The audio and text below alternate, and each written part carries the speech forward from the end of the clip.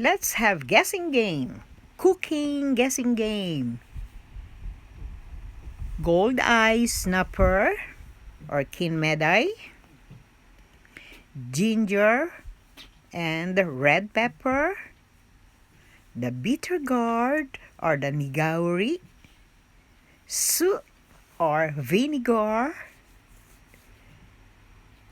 salt or the Himalayan salt. Put all the ingredients in a pan.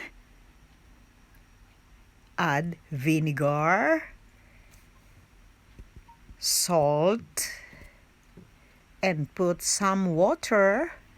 And presto! What is this recipe? We call it, answer please, the Philippine food Paksiw. Famous Paksiw.